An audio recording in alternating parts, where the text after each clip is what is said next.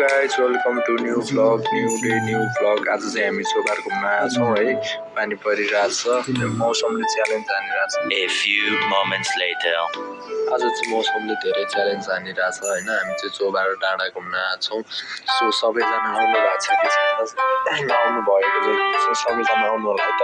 आज चाहिँ 2082 साल 1 महिना 1 गतेका दिन चाहिँ हामी चोबार नयाँ वर्ष मनाउनको लागि चोबार डाँडा पुगेको। हामी पुगेको 10-15 मिनट पछि नै हामी भित्र छिर्नु बित्तिकै पानी पर्न थालिसक्यो। यहाँ चाहिँ अलिकति चिसो ठाउँ रहेछ, अलिकति मौसम वेदरले अलिकति साथ नदिएर यहाँ चाहिँ जङ्गल हामी चाहिँ सबजना यात्रा घुम्ने भनेर सोचिरहेको थियौँ, तर हामी घुम्नै पाएनौँ।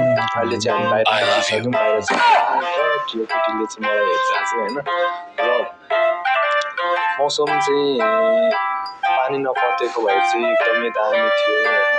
घुम्नको लागि चाहिँ ठाउँहरू पनि राम्रै थियो, तर हामी चाहिँ सबै ठाउँ घुम्न पाएनौँ। हामी चाहिँ भित्र छिरेको 15-20 मिनट पछि निक्लिनु पर्ने भयो, किनकि बच्चासँग गएको थियौँ। त्यो भएर चाहिँ पानीमा भिजिन्छ भनेर निक्लिनु पर्ने भयो। पानी चाहिँ एकदमै ठुलो परिरहेछ। हाम्रो टिम चाहिँ यता तलतिर गइरहेछौँ। चाहिँ अब चाहिँ हामी तल एकछिन गएर खाजासाजा खाएर निक्लिनुवाला छौँ। सो फाइनली गाइस सबैजनाले भिडियो सेयर गर्नु होला, सक्दो सेयर गर्नु होला र लाइक कमेन्ट सेयर अवश्य गर्नु होला। र यो भिडियो कहाँबाट हेर्नु हुँदैछ सबैले कमेन्ट गर्नु होला है त।